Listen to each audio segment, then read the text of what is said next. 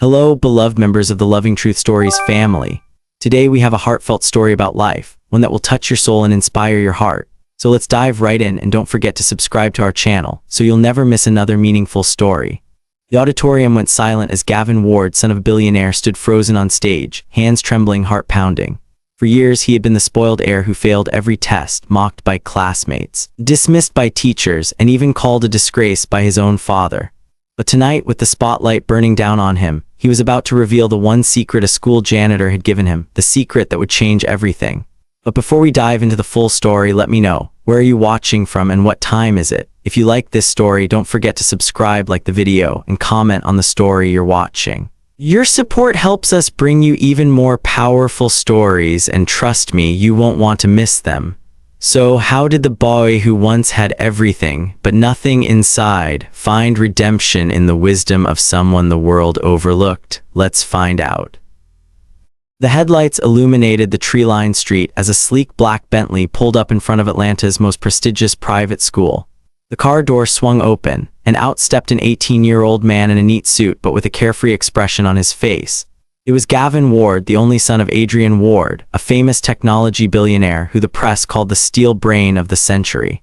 Gavin was born into luxury. He had a 10th birthday party in Miami Beach with a famous singer, a 15th birthday gift of an Audi sports car, and a 17th birthday trip around the world.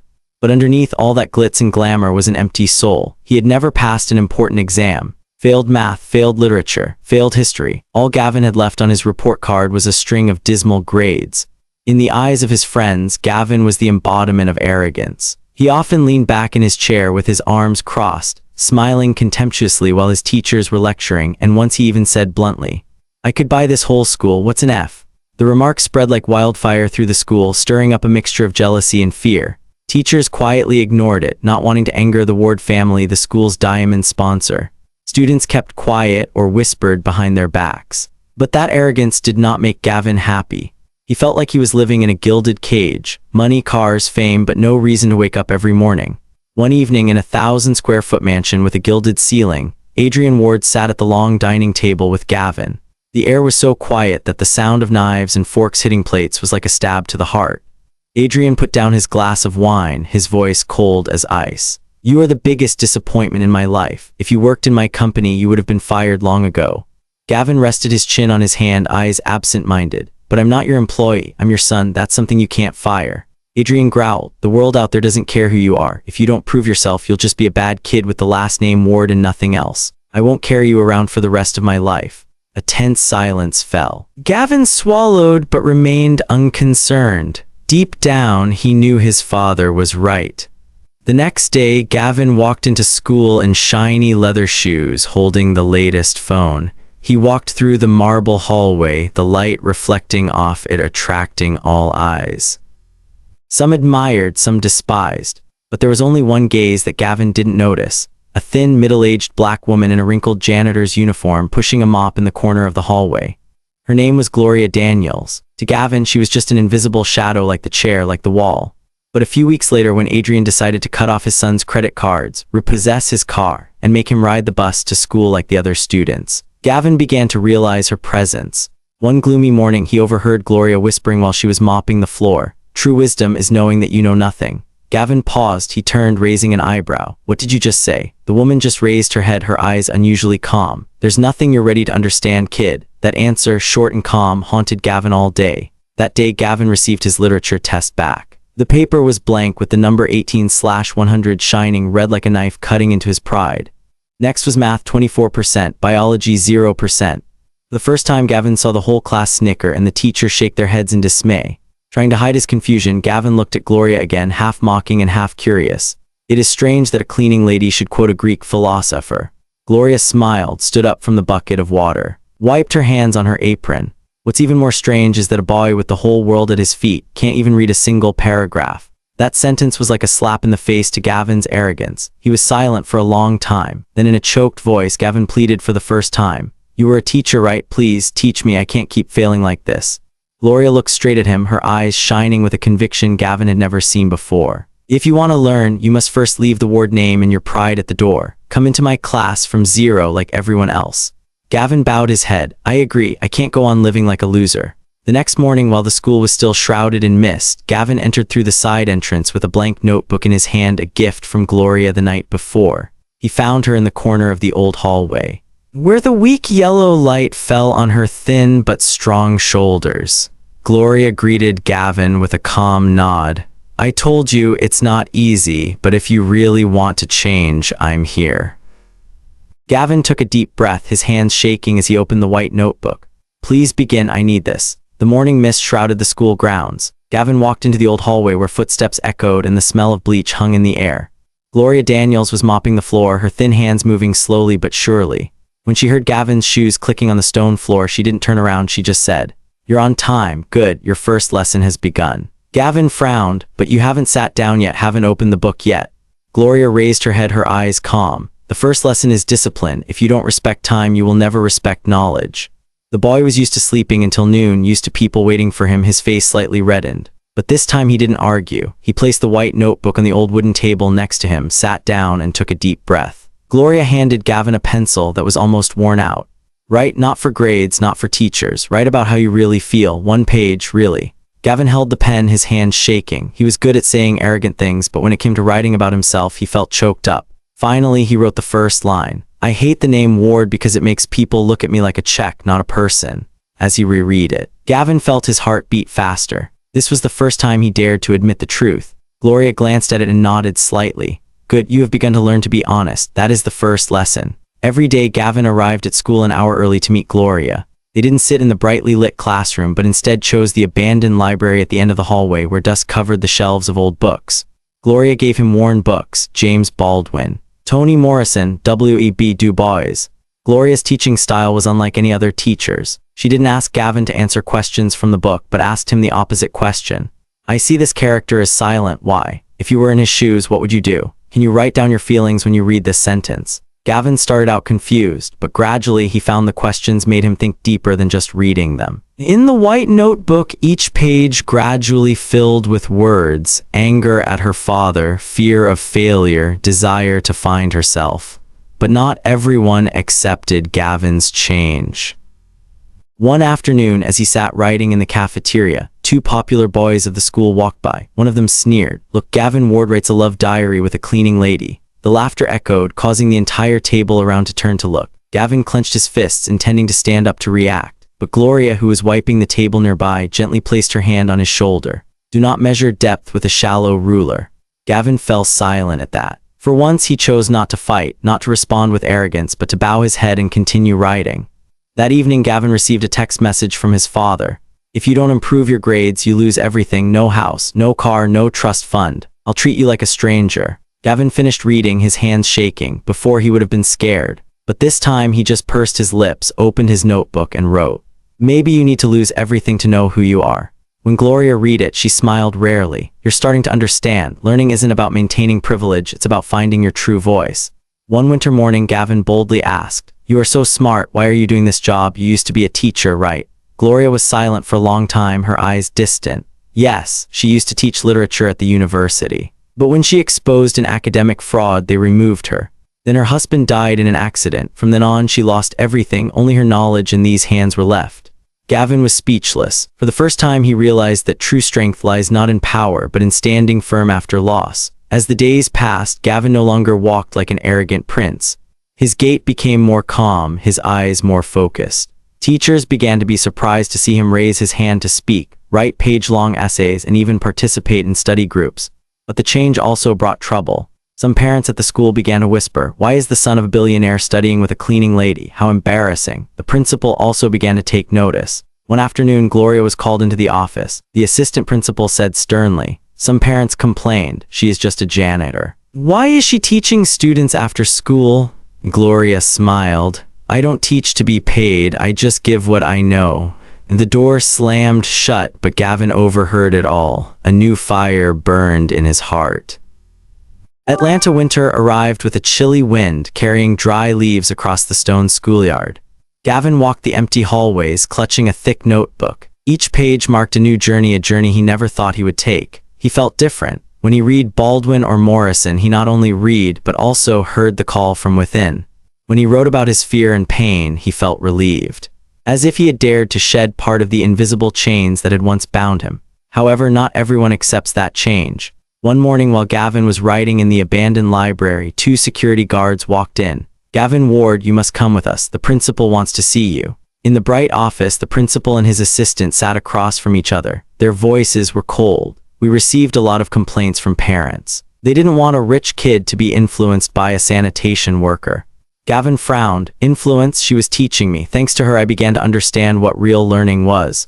The principal sighed. "You don't understand, Gavin. The school's image is more important than anything else. A janitor cannot be considered a teacher. If this continues, we will have to intervene." Gavin clenched the notebook in his hands. Gloria's voice echoed in his head. "Don't measure depth with a shallow ruler." He stood up, his eyes blazing. "If schools care more about image than knowledge, then you are the ones who need to be re-educated." The words made the room silent. That evening, Gavin returned home. His father, Adrian Ward, was waiting for him. He stood by the window, a glass of red wine in his hand, his voice low and dangerous. "I just heard the news. My son, the sole heir, is going to school with a cleaning lady. This is a disgrace to the Ward name." Gavin swallowed but kept his gaze straight. "She was a professor, and she taught me more than all the teachers your money paid." Adrian slammed the glass of wine down on the table, making a loud clang sound that tore through the silence. "Enough. If you continue, I will cut you off from everything. House, car, bank account. You will have nothing left but the name you hate." Gavin clenched his fists, feeling his blood rush to his head. "Maybe I need to lose everything to know who I am." Adrian looked at him like he was a stranger. He walked away, leaving Gavin standing alone in the cold mansion. The next day, Gavin came to see Gloria earlier than usual. He handed her a piece of paper. It was an announcement about the year-end speech contest with the theme, "What is victory in life?" Gavin said, his voice firm. "I want to join, not for the points, not for the fame. I want to tell the truth." Gloria looked at him for a long time, then nodded slightly. "So write from your heart, and remember, you don't have to win to be a winner." From that day on, they embarked on a new journey. In the mornings, Gavin read and analyzed literature. In the evenings, he wrote his speech, each line corrected by Gloria in red pen. With each cross out, Gavin felt like he was relearning how to live. But the news couldn't be hidden for long. One afternoon, while Gavin was practicing his speech in the abandoned library, 2 students secretly filmed him and posted it on the intranet. Ward, the janitor's favorite student. Video went viral, drawing laughter. But there were also curious looks mixed with admiration. Some students saw Gavin for the first time in person. No designer clothes, no fancy cars, just a young man tremblingly holding a piece of paper reading lines about humility. As for Adrian, when he saw the clip, he was so angry that he threw his phone on the floor. He immediately called his son. "Stop right now, or you will lose everything." Gavin bit his lip, his hands shaking, but still replied, "I'm lost, Dad. I'm just trying to find myself." Gloria watched Gavin practice more and more seriously. She said, "You know, I once had the chance to stand on a podium to be honored, but it all disappeared after just one time telling the truth. Now it's your turn. When you speak, don't be afraid, because sometimes the truth will not only free you, but also move those who are imprisoned by prejudice." Gavin nodded, his eyes shining with a determination he hadn't seen before. The day of the preliminary round of the debate competition was approaching. Gavin sat alone in the abandoned library, reading aloud the words he had written. "Victory is not having it all, but not being afraid to lose it all to find yourself." His voice echoed in the old room, bouncing off the patchy walls. But inside, Gavin's heart was still shaking. Never before had he faced the truth so starkly. One morning, Gloria was called into the principal's office again. The assistant placed a resignation letter in front of her. "We cannot accept a janitor tutoring students after school. This is final. If you sign, you will receive a small compensation."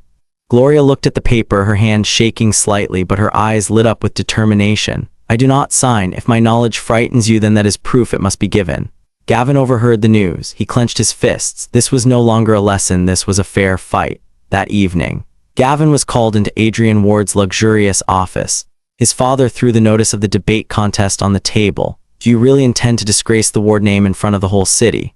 Gavin picked up the paper, his eyes frank. "I'm not humiliating Ward. I'm just trying to give him some value. You see, you have everything, but you've never seen me." Adrian roared, "I don't need to see a loser." At that moment, Gavin felt his heart break. But instead of collapsing, he replied, his voice firm, "If need be, I will fail again, but it will be my own failure, not your shadow."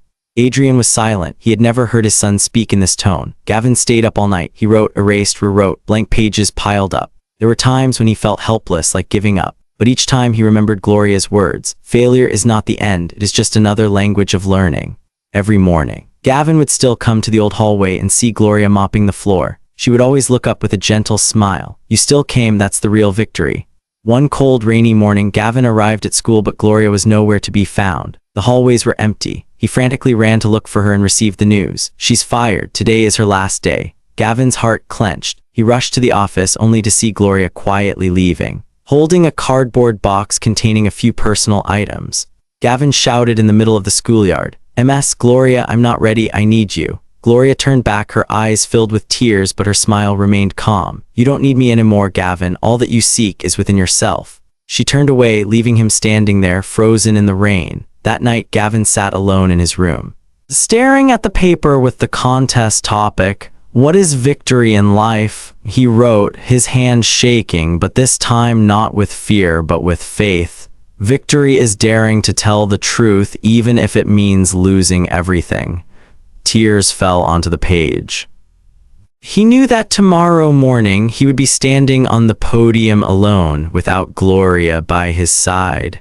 But in his heart, she was still present like a small light in the dark. The day of the final exams arrived. The grand auditorium of the prestigious private school was lit up by crystal chandeliers. The seats were packed, parents in expensive suits, students in neat uniforms, and in the front row Adrian Ward sat silently, his cold eyes fixed on the stage. Gavin stood backstage, his hands shaking as he held the papers. Sweat rolled down his forehead. He was used to the admiring looks because of the Ward name, but today, all eyes would be on him for who he really was. The host raised his voice. "Next, Gavin Ward, Class 12A, with the topic, what is victory in life?" Sporadic applause. Gavin stepped out, his heart pounding. Before him was a sea of people, the lights shining down on him, making everything blurry. For a moment, he almost ran away. But then in his memory, he heard Gloria's voice. "Victory is not the absence of fear, but continuing to walk while afraid." Gavin took a deep breath. He began, his voice trembling slightly but clearly. "For 18 years, I thought winning was invincible. I had it all: money, fancy cars, the Ward name that opened every door. But then I realized I had nothing." The whole hall murmured. Adrian frowned, gripping the arms of his chair. Gavin continued, his voice growing stronger. "I failed every exam. I was abandoned by my teachers and ridiculed by my friends. Then, someone who everyone considered invisible saw me. She had no office, no title, just a mop and a heart that would not give up. She taught me something that money can never buy: humility and the desire to find myself again." The whole hall was silent. A few teachers bowed their heads slightly, their eyes red. Gavin raised the stack of papers, his voice ringing like a bell. "Victory is not about defeating others. Victory is about facing yourself, learning from scratch, and telling the truth even when everyone wants to shut you up." Meanwhile, Gavin's eyes turned straight to Adrian. His voice was choked, but he did not falter. "My father thinks I'm bringing shame to the Ward name, but today I want to tell him I don't need a fancy car, a trust fund, or the Ward name to survive. I just need one thing: to be myself." Adrian was stunned. His face changed slightly, revealing unease for the first time. When Gavin stopped, the hall fell silent. A single clap rang out, then two, then hundreds. In a moment, the entire auditorium rose to its feet, the applause thunderous. Many students were in tears. Some of the wealthy parents who had looked down on the janitor bowed their heads in shame. At the far end of the hall, Gavin suddenly saw a familiar figure: Gloria Daniels. She wore a simple scarf, her eyes sparkling, nodding proudly. Gavin smiled, tears streaming down his cheeks. He knew he had one not on the podium, but in his own journey as a human being. As Gavin stepped off the stage, Adrian approached, his face cold but his voice trembling. "You dare to oppose me in front of the world, you will lose everything." Gavin looked straight into his father's eyes without avoiding. "If I have to lose everything to find myself, I accept it. You can take everything away, but you can't take away my true voice." Adrian was speechless. The next day, news of the speech spread throughout the city. Newspaper headlines read, "Billionaire son speaks of victory, shocks the hall." The video went viral, with netizens calling it the speech of awakening. But in the meantime, Adrian carries out his threat. Gavin's accounts are locked, his car is repossessed, and the spacious room in the mansion is no longer open to him. Gavin is officially homeless, but with a free spirit for the first time. After his shocking speech, Gavin left the luxurious mansion. No more car, no more credit cards. He only had an old backpack and a notebook full of words. In the eyes of the world, this was an irreversible fall for the son of Billionaire. But in Gavin's heart, it was a real beginning. Gavin found a cheap rental apartment in a poor neighborhood in South Atlanta. The room was tiny, the walls were patchy, the windows squeaked, but for him it was a place to start over.